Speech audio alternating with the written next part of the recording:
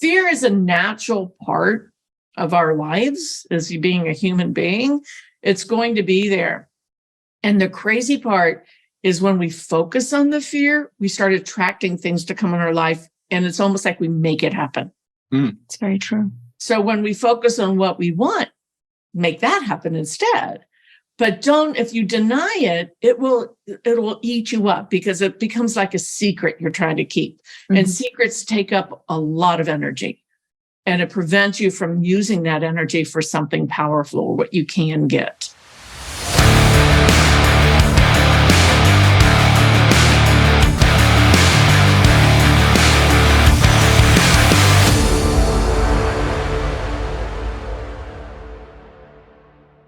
We have a real treat today. Joining us for this edition of In the Champion's Corner is Mary Miller. Mary is a true champion in life, family, and the world of business. She also serves as an inspiration to countless individuals aiming to achieve greatness. Hailing from Cincinnati, Ohio, we are thrilled to have Mary with us today. She's not only an accomplished entrepreneur, but she's a transformative and visionary leader who knows what it takes to thrive in all areas of life. Mary brings a wealth of experience and expertise to the show. As one of the driving forces behind JANCOA, a renowned commercial cleaning and facility services company, she's made her mark by transforming the company into an industry benchmark and turning dreams into reality through the Dream Engineer initiative, which has shifted the industry paradigm relative to employees and radically reduced sky-high turnover. Her unwavering commitment to success has transformed JANCOA into a powerhouse in the industry. But Mary's journey doesn't stop there. She's not only a leader in her field, but also an advocate for maximizing human potential and cultivating the champion's mindset. Her relentless pursuit of excellence has led her to become a trusted member of the strategic coaching team, where she empowers entrepreneurs and business owners alike to reach new heights.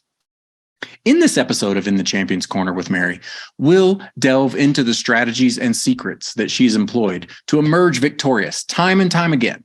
We'll explore the core elements that define a champion, from cultivating a winning mindset to adopting best-in-class behaviors and habits. We'll also discuss the interconnectedness of our professional and personal lives and what it takes to successfully work with and run a family business. Through Mary's insights and experiences, we aim to uncover the blueprint for success and provide you with practical advice you can implement in your own journey.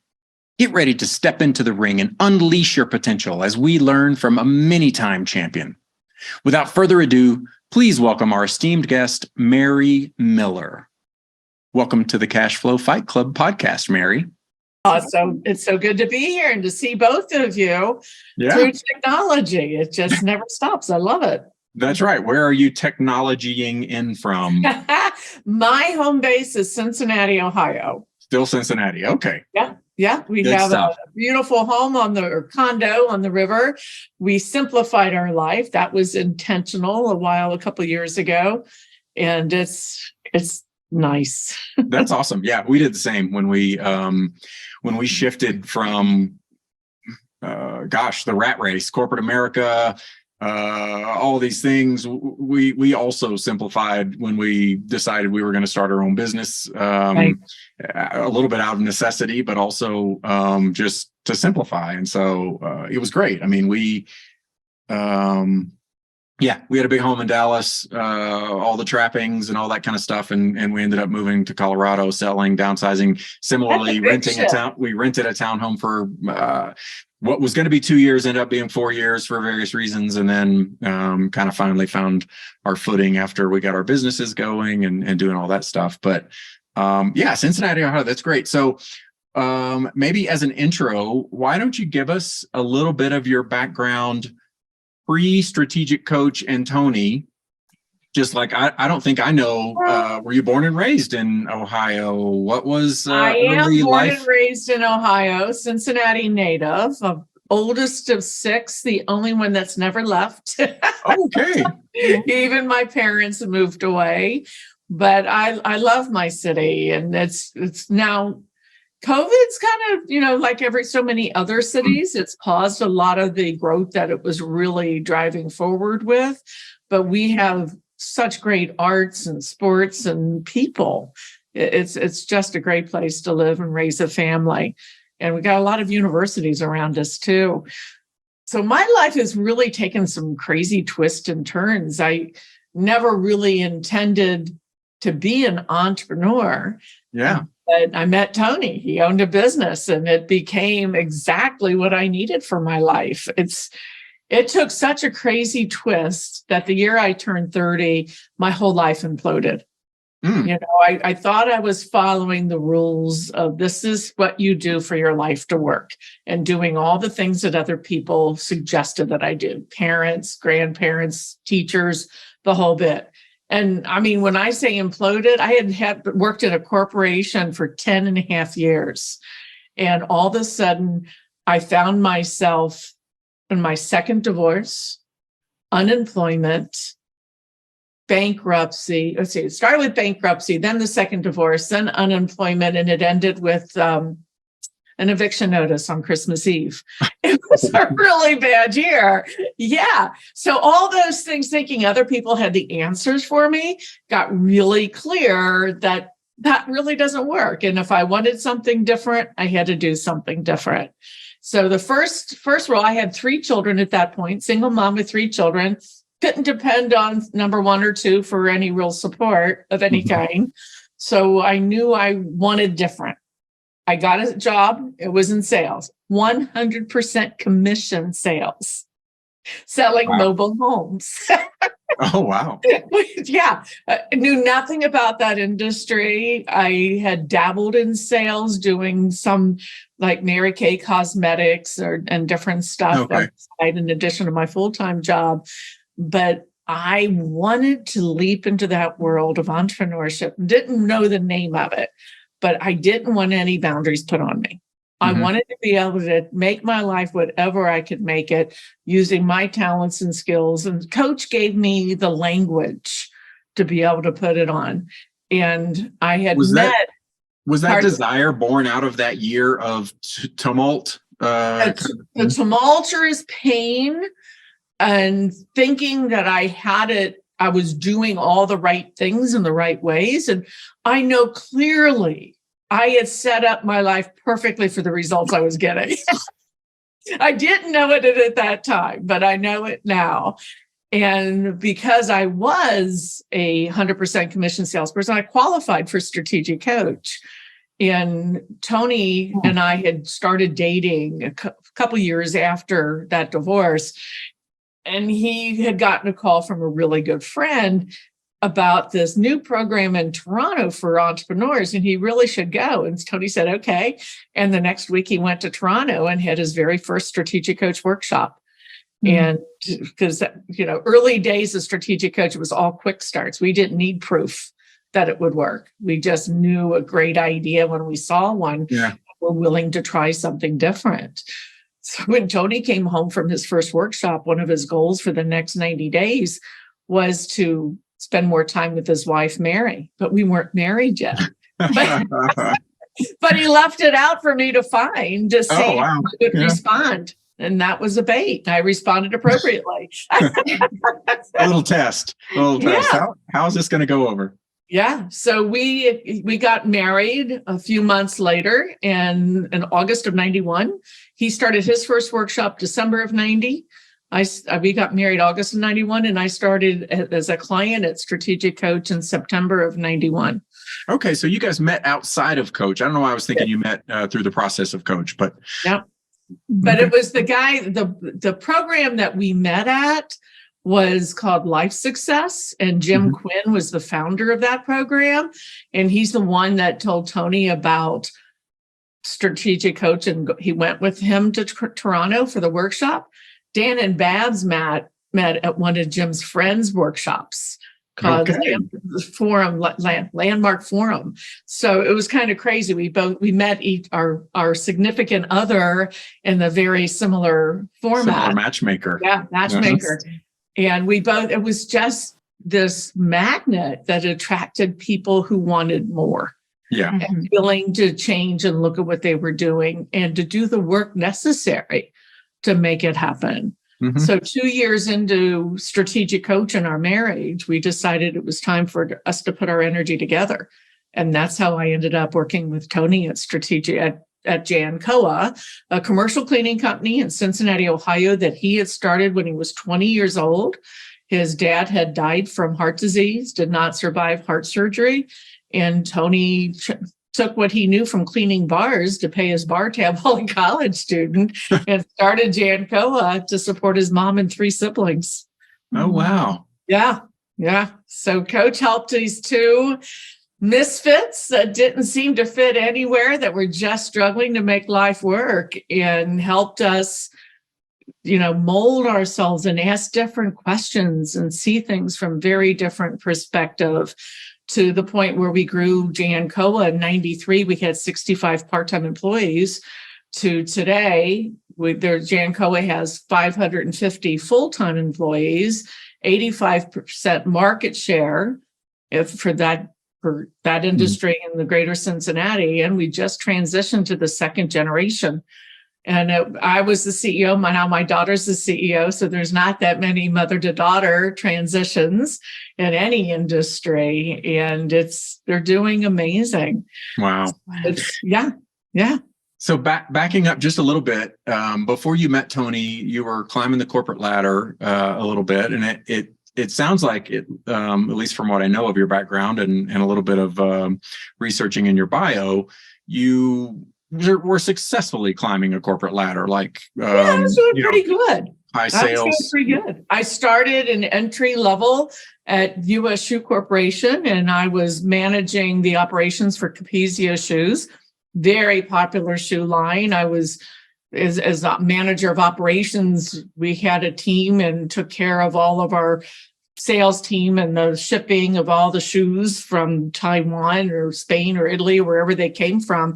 And then corporate came in and decided, we're going to make this a first cost direct ship out of Taiwan. We don't need operations in Cincinnati anymore. So as I was climbing this ladder, learning my stuff, I really feel like I kind of got my MBA working in that industry, working through all the different places. I just found myself, and they didn't know where to put me because I was middle management.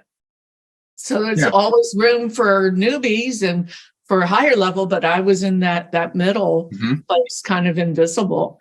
So that's when I had to decide, during all that turmoil, that was part of it. I thought my life was set. There's people that retired from that company 50, 60 years into it. And that's what I thought my future was going to be. But, I think so many people had different plans. Yeah, exactly. Yeah, I think so many people, I mean, I can certainly relate to your story because I also followed what I felt was the normal American path, right? You go to school, you get a job, you climb the corporate ladder, you have a 401k, you retire with a golden watch at some point, and check. Yeah, and it, what we, I guess, and maybe what used to be a pretty consistent job security just isn't really that way anymore. I know both my grandfathers, they worked their whole lives for companies, for one for an airlines, one for kind of a military supplier. They retired with pensions and a retirement party. My maternal grandmother also worked for a bank, retired as a senior officer, and so that was a little bit my model. But yeah, it as you've shared, and as I also know, and we both know, that there's just not what was job security is not job security anymore, and actually the more secure thing is to really take control of that through entrepreneurship. Totally. And the COVID has made that even more real than what we had seen over the couple decades previous to, because there was lots of opportunities and people trying different things in the 80s and the 90s. But then when COVID hit, things changed in major ways. And I've always been intrigued by the world of entrepreneurship. But just total belief that entrepreneurs do. I mean, I live in the city where Procter and Gamble were two real people who married sisters and went into business together to make soap. Uh-huh. And, that was during the Depression. And a lot of people told them, don't do that. That's crazy, And Barney Kroger started grocery stores. And my grandparents met each other while working for Barney Kroger at a Kroger store in Cincinnati in the 1920s. Wow. So it's, I've always been intrigued by it, but did not see it. I had to be pushed. I had to be desperate enough to be willing to take that risk because there was no other options. Yeah, a little bit our story as well. I mean, we had other options. We just got a little bit disenchanted with those options and decided to try a different path. Also, there were some just other circumstances in life that allowed the risk to become a lot more tolerable. For me, at least. I mean, I got myself boxed in at an early age, or at least what I perceived as being boxed in terms of being able to step out and do anything entrepreneurial. Bills come and you have to put food on the table every month, and it's hard to step back and do something. I think there's a lot more flexibility these days with people being able to start side hustles or do things, and so I do think that's a very easier way for people to get into I'm curious for you guys, what's been the biggest surprise for you when you look back to where you were and where you are now? What's one of the things that really pop out as a real surprise? And man, if you had known that, you would have done it sooner. Anything come to mind? I think the fact that just the journey into taking control of our actions and of our lives in a way, and starting this journey together, it's been so wonderful and so rewarding that for me, I wish we started sooner. Mm-hmm. Yeah, I'll caveat my answer with, I'm a firm believer that I am where I am at the moment that I need to be. And so I don't look back on life with a lot of regrets or I wish I would have done this sooner or whatever, because it all leads into this moment, and it has prepared me to be a better businessman in many ways. But I will say, from a surprising standpoint, I think in a lot of cases we create a lot of anxieties and fears and worst case scenarios that don't come to pass, right? So we think about, oh my gosh, if I start this and I fail, or if I start this and I go bankrupt, or all these fears that just are a natural part of our psyche that come in. And so, I think it's easy to let those prevent most of us from taking that step. And that certainly was my case. I mean, I'm a safety-oriented person. I like to have a certain amount of money in the bank. I like to have what I thought was a safe paycheck coming in with all of the benefits that come along with it and different things. And that, the other way, the entrepreneurial way, was the much more scary and insecure and all that way. And maybe it is to some degree, but I'm not going to let you flip the script on us here and interview us. You caught that, huh? So Mary, I'm just a naturally curious person. No, it's great. Those are good questions. So Mary, you mentioned that you joined Tony in his business. How was that experience for you? How was it working? Oh, smooth as silk, just like being on your third marriage with 5 kids. Yeah. It's been really interesting. And honestly, strategic coach, we were so fortunate to have been introduced to that so early, and for us to attend the workshops together, because we both are strong, rugged individualists. We had both did the best we could to get through craziness on both sides. And when we got together, we had never had a partnership that worked, personal or professional, right? So we learned a lot. Strategic coach changed the game because it changed our mindset, asked different questions, and gave us tools to help get our thinking out of our head in a way that we could look at things from very different perspective and focus on where we wanted to go. And every quarter have that data pause, reflect over the past 90 days and plan for the next 90 days. So you've heard me say, I've been a coach for 31 years, been married 31 years, or no, coach for 20, but in the program for 30. it would never have worked, I don't think, if we hadn't found Strategic Coach, because we would have kept on that, keep doing same things, expecting different results. But we start thinking of the business in such different ways. And Dan challenged us. When Tony, I remember, and Dan loves to tease us. He loves Tony and Mary stories, but he used to say to Tony, he would come in, he says, so have you changed anything? You still got that same problem, So which problem do you mean this time?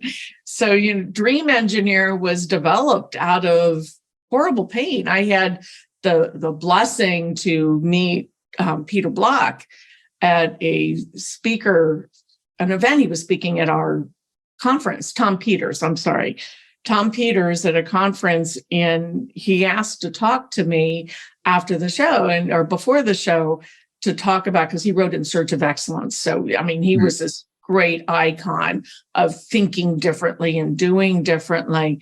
And he said, you've got to tell me, how did you come up with this concept? And I said, well, we were in desperation mode. And he's so animated. He says, I love it. That's the way the world works is best. When you're in enough pain, you're willing to do something different. And that's what I love about Strategic Coach and the people that we meet and the conversations we have is we get to have these conversations before we're in such pain. Right. But Tony and I had already been in the pain. Coach just brought it out to make us aware so then we can do something different about it. That's great. So pre-Strategic Coach and I guess pre-Tony in your marriage. That doesn't exist. But would you consider yourself, have you from a young age been someone who sought out development, whether it's professional or personal, or is that something that was born out of this transition? I've never been the traditional learner. School was wasted. The schools that I went to were the structured, old-fashioned, conservative schools. Like today, I have 11 grandkids, and 4 of the grandkids are going to a Montessori school that I wish existed when I was younger, and I knew more when my kids were younger because of the way they learn to process information and challenge. One of my granddaughters is 10 years old. And when I saw her this past weekend, I said, what are you working on? She says, my book. I said, excuse me? And they've got this young authors group. My memoir. And she literally has a book that she wrote, and the teacher had typed up what she wrote out, bound it. She's doing all the illustrations. They've got about the author on the back page of it. I mean, it's like, I love the genius of that. I mean, I was much older when I published my first book. Yeah, school's a little different than just the rote memorization. Traditional education, but once I got hungry and saw that door open for possibility to learn and how I could use those lessons, I start going to all kinds of the workshops, seminars. I'd sign up for all kinds of things to learn and realize that just getting involved and being on boards for agencies and programs that I was believing in and wanted to help with in our community helped me learn so much more because of the dynamics and the different personalities and people's experiences. I could learn from them as well. Yeah, I think that's great because, at least in my view, so many of us as just humans, but also particularly in entrepreneurs, I think there's a mindset of I either know it all or I need to be portraying that I know it all. And it's hard to reach out for other support networks. Maybe that changes just a little bit now, but that is a BAM moment. I mean, that is a huge, huge insight that once I realized my life worked better when I wasn't trying to be the smartest person in the room, that I could learn so much more and connect in a better way to learn what I really needed to know. Instead of pretending like I had it together, I immediately tried to do that to my kids and help them realize it. Because I saw them portraying that old thing of, oh no, I already know this. Yeah. I think it's a human nature thing, because I see so many people do that today, and it's such a disservice to their own lives and families and business opportunities. Yeah, I witnessed that in my daughters as well. I think it's probably a modeled behavior that is learned as well. And it's a hard one to, especially coming as a parent to a child, it can be a hard one to soak in. I mean, you almost have to come at it or come to it with your own awakening of sorts to do that. I mean, I have always, I don't know if I've always, but I can remember from an older teenage or maybe a middle teenage, I found my dad had cassette tapes of Tony Robbins' Personal Power series or whatever. I had those. Did you? Nice. I bought those before I met Tony. Yeah, it's great. I mean, and it was very enlightening. It got in my head. Yeah, it did me as well. And I think that was really fundamental to awakening in me, that there were techniques and methods out there that you could model or change the model of your brain and do things there. And since then, I mean, I went to Standard University, and my university experience was pretty good because the university I went to was fairly good about critical thinking and reasoning. And even the science classes I took, there was a lot of writing involved and kind of doing things like that. So it was good in that way. But I also had the fortune of working for some large companies that invested in different skill sets, be it technical skill sets, or once I got into more of a managerial role and upwards leadership development type stuff. And so I really had that exposure, which was great. But yeah, it's interesting because it is of such a help, as you know, not only in professional, but in personal, and they weave together, quite frankly. But the deal is, what I see in hindsight is when you know it all, you're playing defense 100% of the time. That's right. And I don't know any sport where a team can win with only defense. Yeah. You have to score. Yeah, it's a pretty boring game. If it does, it's a boring game. Yeah. It is, truly. But you have to score, and that's offense. And that's what education is creating offense. I hear kids today say the same thing that I remember kids in my generation always saying, when am I ever going to use this information? Right. This is a waste of time. No, it's exercising your mind to think differently so that you can process opportunities and situations. It's not about what you're learning there. Yeah. And nobody ever says that I've ever seen. Yeah.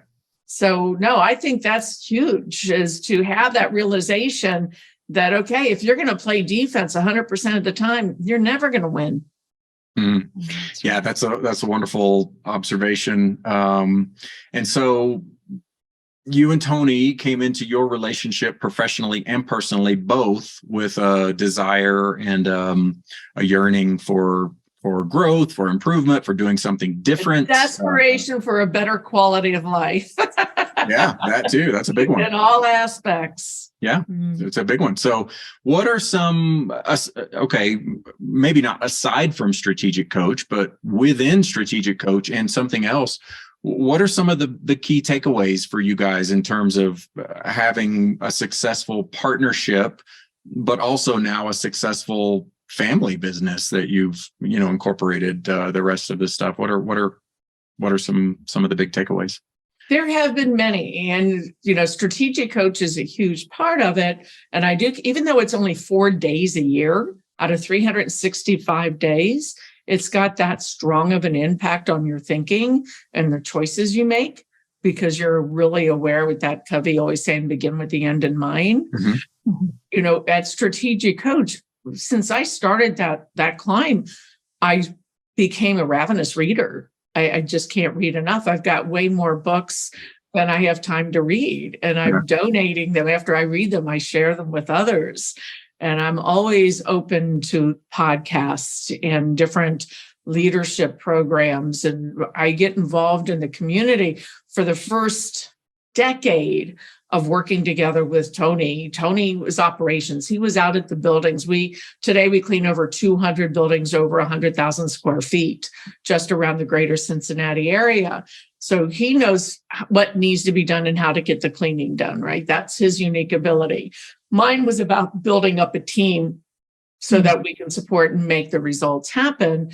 But as things started to grow and more capacity to build the team, I was able to get away from being in the office behind the desk and getting out networking more and meeting more people and getting involved in like chamber opportunities where they have leadership exchange trips with 54 other leaders in all different industries in this region. And the connections are as important as the learning. It's not one over the other. You have to continue to learn to look at things differently, and you have to have a network of people that are different than you, people that I would never have met otherwise. I met through these networking opportunities of putting myself out there, going on a 2-day trip to Nashville, or, to Atlanta, to Dallas, these different cities, and their chambers would get with ours, and we would talk with these leadership and have these exchange. And it changed my thinking in ways I didn't even know until later on when different things came, and I start making different choices as things came up, and saw those as an investment, not as a cost. Yep. Because the benefit and how we grew as a business changed. And there's always that and these were people that were going to be my customers, my gentle mentors and coaches. They may not realize it. We may not say, hey, you mentor me, but being able to spend these days and hear these conversations and learn from other people. And we did the same thing with going to Columbus, our state capital, for a couple of days, to DC for the government. We have to know what our government is doing as business leaders, because it impacts. One law can totally put our business out of business or cost us so much more money. We can't figure out how to do it. So I learned so much more than just the task. And that's one of my missions, is to get people to look beyond just the task of what you're doing. What is the quality of life you want? What do you want your business to look like? And what opportunities do you have? And sometimes it's not what you see in a one-dimensional reading. Oh yeah, there's this program. I don't have the time for that, and put it down. I did that for years. It did not help me. I did not grow the business from that. But once I start getting out, we doubled our business in a 4-year period without a sales team. And that was all through referrals, because of putting ourselves out in the community. And every industry can grow that way. That's great. That's such a powerful testimony. Yeah. And also just the observation of even pulling it back to, as you were talking about the school setting, right? It's not always the task. It's not the formula that I'm learning, or the agenda of the event that I'm going to. It's how can I pull this up to a bigger picture, to take more out of it.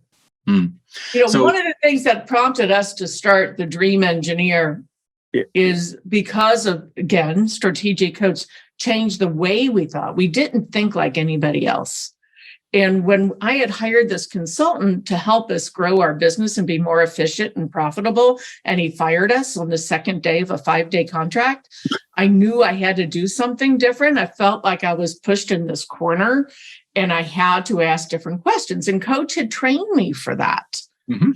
And instead, what did we have to do to attract people to want to work for us? There was, at the time, a yellow pages where you could count all your competitors. And there was 104 cleaning companies in Cincinnati. Why JANCOA? Why would they choose us if they wanted to work in our industry? And then once we got them in, how can we get them to want to stay and bring people along with them? The referrals. Mm-hmm. Those two questions totally changed. And we put our employees on the same level as our customers. We create value for our customers. We kept getting more. They never knew we were having issues finding enough people, because we just gave them what they needed. Why don't we do the same thing for our team? And I think today, every business in every industry is having a similar issue to what our industry is known for generations. And you have to take care of them and give them what they want. And that changes from time to time. What they wanted 10 years ago is not necessarily the same thing as today. But we start taking care of the people we had first. Most companies start bumping up the benefits and the salary to get new people in and just kind of assume that people there that will stay. Mhm. And then that's where that revolving door comes in. The new people come and the old people leave. Yeah, so we invest and operate some multifamily properties, larger ones, 100 unit plus. And as such, we leverage property management companies to come and run the operations. And I see it time and again, especially with the large national property management companies. They just have a revolving door of employees. I mean, and it's all about compensation and and not a lot of compensation, but there's not really a whole lot of development or what it seems like. There's no super glue to hold them together. Yeah, take a few moments, if you will, to just explain the Dream Engineer. We're familiar, I think, with some of your stories around it, but just for the audience, so they know a little bit more about what that is. And you teased that it was born out of crisis and high turnover and things like that. Yeah. So the Dream Engineer is about getting people to dream again. Or my tagline is inspiring dreams to reality, because so many people have stopped dreaming because of massive disappointment, frustration, and just not seeing its worth. That the world's just got too much negativity going on right now. And I can imagine a world when you have 40+% of the people excited about what they're doing in their future can do a whole tsunami shift of those issues that we're dealing with today. And so when we decided we really needed to find a way to help attract people, and why, the first issue, we looked for the obstacles. Ryan Holiday wrote a great book, The Obstacle is the Way, because most people avoid those, but that's where transformation happens. And the number one obstacle we went after is transportation. And my husband and I bought a minivan, 15-passenger van. Tony became the first driver of the van. He said he had the least amount of work to do, so he decided to drive it. And our people worked. We were already doing full-time employment. So they started at 6 p.m. and at 2:30 a.m. So he would get people to work and then go back out and get them and bring them to home. Within 2 days, he was invisible. People didn't know him as the owner of the company. They just saw this guy that's driving them to the work and taking them home afterwards. Yeah. Entitlement happens really fast in people's thinking. But Tony got to see where they lived. He got to hear them talk about what their obstacles were they were dealing with, what they had done during the day, what they still need to do, and tomorrow they have to do this. And he paid attention, and then he would come home and wake me up and share with me the stories. And it just broke our hearts with the stuff that they were dealing with. We saw ourselves in survival mode because we were so much living payroll to payroll. We didn't realize the depth of their survival mode. People that we were depending on to get the work done that the customers were paying us for. So we start figuring out and asking. We cannot assume what people want, but we started asking questions, and people wanted housing. They wanted affordable housing. They wanted to learn English. They wanted to be able to get a driver's license and get a job off of the bus line. I mean, there's all these different things that we didn't do for them, but we helped connect them to agencies and programs that could help them make their dreams come true. Our first name was really catchy, the Incredible Employee Retention Program. And then when we were sharing some of these stories with a friend, another coach client out of Atlanta, William Parker, and Bill was like, Mary, what you guys are doing is helping people pursue their dreams and achieve them. And that just lit us up. And we knew, okay, that's how we came up with the Dream Engineer. You got to have the idea what you want, but then you got to engineer a way to make that happen. And mostly it's a reverse engineering process. First, you know what you want. Where are you? Where do you want to be? And then you start reverse engineering to make that happen. That's so great. And really it's applicable in all phases of life, right? So Absolutely. if you're an entrepreneur, you have clients, it's all about the client's needs and how can you, just like you said, how do I stand out in 174, 175 other commercial cleaning services? If you have employees, how do I become, the best employer without just, Exactly. overtly paying the most? Because, it's not really a competitive, it can be, but not There's every always going company. to be somebody that pays more. And if you make it all about that, they'll do it just for that. Exactly. Yeah. And even if you extrapolate that into personal lives, I think a lot of times we get caught up in my situation, like, oh my gosh, I'm having a bad day. I'm doing this, I'm doing that. Whereas, if you open it up and think about how can I be a better spouse, or how can I be a better parent, or how can Absolutely. I do these things, it just changes the playing field completely. Yes. We ask every employee when they start, what's their dream? What do they want in their future?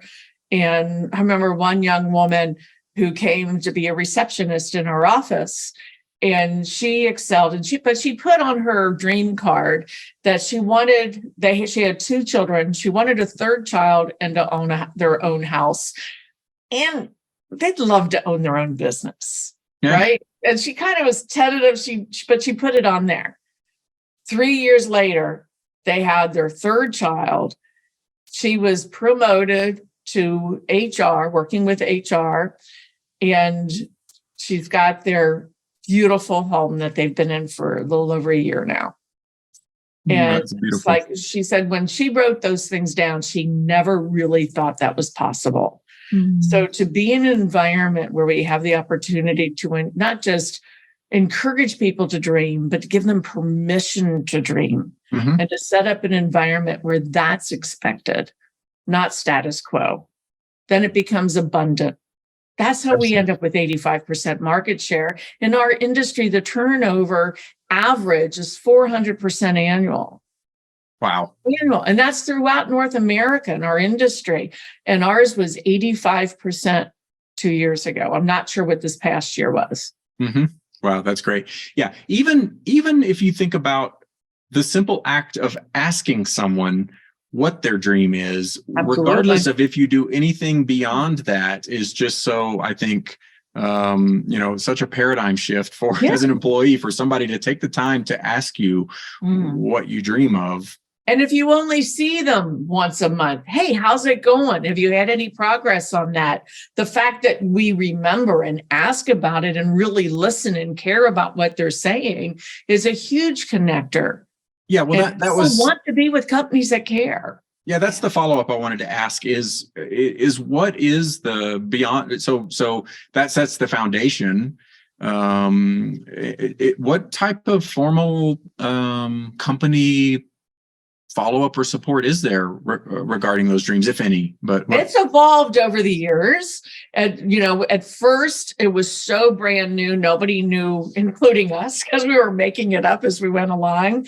And we had a couple of people, including my daughter, was the first executive director of the program. We set up Dream Engineers, a separate entity, and because nobody was going to believe that a cleaning company really cared and was going to do this. So we set it up as a separate entity. And today we had less than 200 employees then. Well, before COVID, we were up to 650 employees.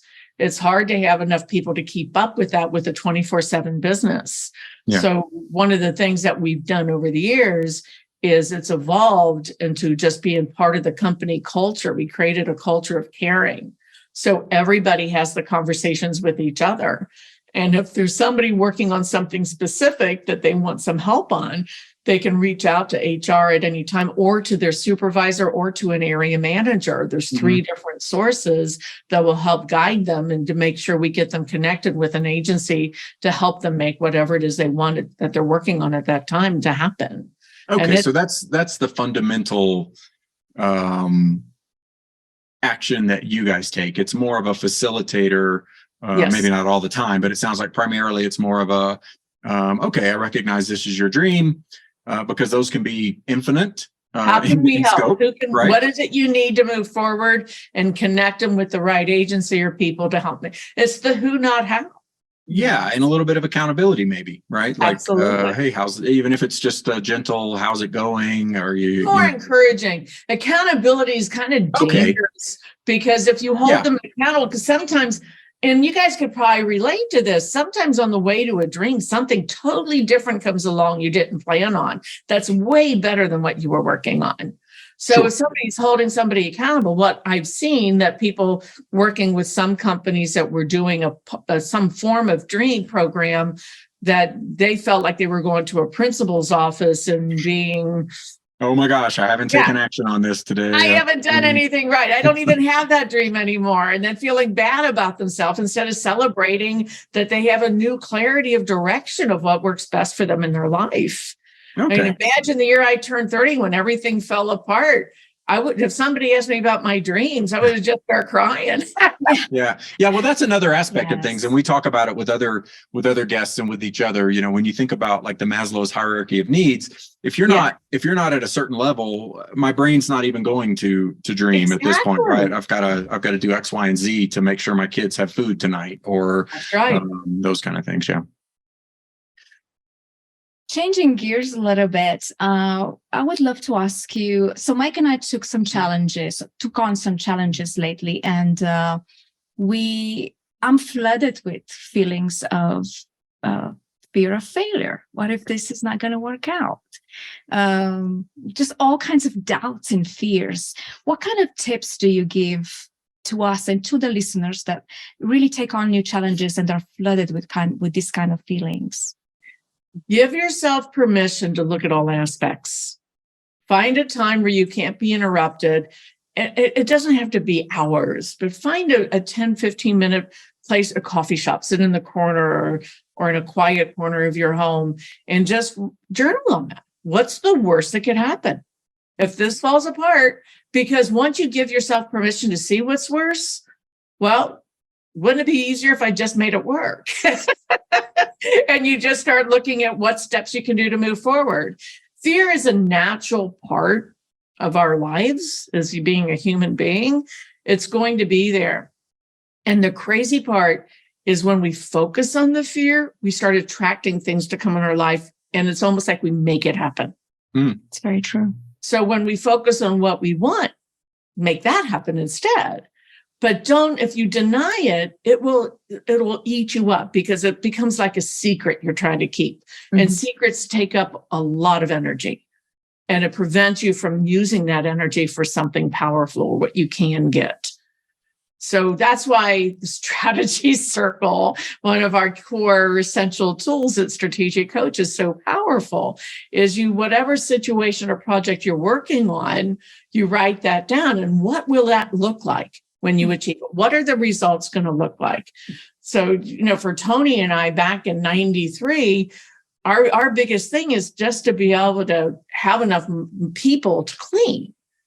So the result was our customers would be happy because they're getting the results that they want. We could start creating real systems and processes. We could actually start working toward being profitable. I mean, we listed all these things were reality. And then we allowed ourselves to write down all the obstacles that got in the way. And one by one, okay, what is one of the biggest obstacles? Where do I find the people? How do I get the people to come to work? And then you can start putting those pieces together. So, that old saying, the best way to eat an elephant is one bite at a time. When it's wrapped in this package called fear, it feels like nothing can penetrate it. But when we take it apart like a bomb, it prevents it from blowing up our life. Nice. Yes. Diffuse that sucker. That's great. Thank you. Staying in that line of thought, what are some practical practices that you use on a regular basis to stay motivated or stay in peak performance and nurture relationships? You have some routines or habits? It's really crazy. One of the things, if I could talk to my 30-year-old self today, a couple basic things I would say is let yourself get the sleep you need. 7 to 8 hours minimum. Allow yourself to eat the healthy food. It takes less time to plan and prep to have healthy than to run in the fast food place, because 24/7 business gets pretty crazy. When we give ourselves permission to do those exceptions, because we eat right, we get our rest, we take care of ourselves in ways that we typically, as entrepreneurs and people in general, we don't give those priorities. Mm-hmm. No, you don't understand. I have to do this now to be able to get there. No, you really don't. It looks like you do, and your brain's telling you do. But the minute you take care of yourself better, the relationships work better, the results work better, the clarity is more. I mean, there's so much. You never stop learning. You always want to make sure that you're learning, and it could be through a book. My second generation that's running JANCOA now, they're now majority shareholders of the business, and the three of them aren't huge readers. They read some, but we had some stuff happen during COVID with different relationships. I wanted to revisit trust and what that looks like and what that means for me. And Dr. Henry Cloud's one of my favorite mentors I've never met, because of his books and his podcast and stuff that he has. And I really have gotten into his new book on trust. And I was going to buy a copy for the three of them. It's Christy, her husband, Clint, my brother-in-law, Ron. But I knew they weren't going to read it. So I kept trying to think, how can I make this? Last week, they went to LeaderCast that was held in Cincinnati, and Henry Cloud was one of the speakers. Oh, wow. So when we put out there what we want, we can create a magic. Don't be afraid to dream. Don't be afraid to put things out there. Don't immediately let the critical voice cross it out. Mm-hmm. Take that time to journal what you want. For me, in the morning, exercise is important, but number one is that quiet time with my own thinking and prayers and meditation, to have that stabilization, and then exercise, and then go after the day. And those have made huge differences for me. Yes, that's so powerful. I have the tendency to wake up in the morning and just start going, and just because that voice is telling you got to go, you got to go. Yes, that finish line is just ahead, but it keeps moving. Right. And for me, it's harder to sit down and really center myself every morning, but I know it's very important. So find the right tool that works best for you. It will make a difference. There's a lot of good different ones that are out there now, but you got to find the one that fits you better. So make a list of what are the different options and where do you want to start, and try some things. Yeah, I love that. I love that you highlighted in terms of you had a desire, and you had defined the desire that you really wanted your kids to be introduced to Dr. Henry Cloud, and but you resisted defining how that was going to happen, and it manifested itself in a certain way. And I think a lot of times we do get overly prescriptive in, we give ourselves way too much credit. Yes. Like we can make all these things happen. It's because we each have our own ways, right? I'm also a reader. Absolutely. I love to read. I also have enjoyed podcasts, audio-visual type learning and things like that. But my kids are different. One's a reader, one's not a reader. They kind of come into their own learning process in their own ways. And so it's easy to think, oh, I love this, I'm going to give them a book, and everybody's going to do what mom says. Oh yeah, for sure, without a doubt. That's that was so fun. I was the CEO, the wife, the mother, the mother-in-law, and the sister-in-law. So I wore a lot of different hats with that leadership team. And none of them said, this is who I'm going to go to for advice. So you have to find ways to help people get what they need the way it works best for them, and to be open to that. Yeah, exactly. So, all right. And today you have officially stepped aside and brought in the next generation for JANCOA. I'm assuming you're still involved in some capacity in. Yes, I'm chair of the board of JANCOA, and still meet with them regularly, and still represent JANCOA in the community. That's always been my passion. A few of a couple boards and committees that get involved and attend things. And I'm reviving Dream Engineer because I have this big dream to stir up that pot of possibility for the people that want more in life, and they've settled and they're just not sure what to do to make that change. Nice. One thing I do want to talk about before we wrap things up too much, I was going to get into kind of what the future holds, but like I do want to talk about unique abilities and your journey into that and how you define it today and how you went about that. I know it's something that we're both eager to be. We're kind of in the thick of it right now. Yeah, you're in the thick of it. You're in the early stages to kind of even be aware that that we all have unique abilities and things that we love to do that gives us energy, and we're always trying to be better at it. And we blow it off because it comes so easy to us that other people give you a compliment and say how great that was, and you just say, that was nothing. And we try to do something and make it easier that's difficult. But if we stay in that stream, just like Crush in the movie Nemo, he talks about how much easier it is to swim when you're in the stream of life. That's unique ability, when you're going with the grain of how you're made to do things. Right. And, you know, in hindsight, I've always been one to step up, to speak, to start, you know, in Girl Scouts, to be the one that started the songs, to, you know, speak up at different events. And last Wednesday, I had the lovely opportunity to speak at the first YWCA luncheon in Cincinnati after a 3-year hiatus because of COVID. And we had 1,600 people in the room. And it's like, yeah, this is my new normal. This is what I love to do, get people excited about what's possible. And I've been on that journey for a while. And I think there was some time where I tried to be in denial. But when we allow ourselves and find ways to really do what we love to do, because my unique ability, what I'm really clear on today, is to inspire people to overcome their obstacles and help reveal a vision of the future that captures their passion. And that's just not in your work, that's in your everyday life. Right. It's a thread that goes through everything. And when people have that opportunity, that life is so much more enjoyable and fruitful. And we start attracting even more in byproducts that we couldn't have planned on. So many things. It's like when Matthew Kelly came to us to write a book about what we created at the Dream Engineer and wrote a book called The Dream Manager. Where do you put on your dream list to have a best-selling author to write a book about a program you created?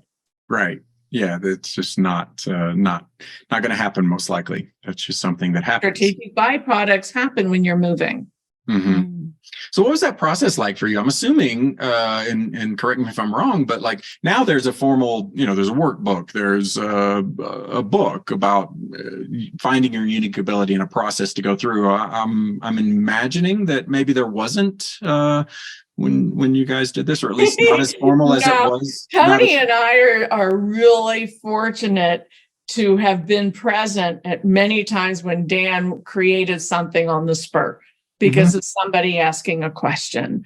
And Dan Sullivan is a genius, and he knows how to get entrepreneurial thinking out of our heads into some format that'll help us do something different to get something different. And nobody does that better than Dan Sullivan. And in the workshops, we recreate that experience to help people do that for themselves and for their friends that they sit with in the workshops through the conversations that are had. And that was the part that, when Dan started, I was within the first year, and he had a big overhead projector that he was making things up and writing things, and he had graphic arts and drawing things. And then he would make copies at the copy machine to pass out. There weren't any formats or books. And he had written one book, The Great Crossover.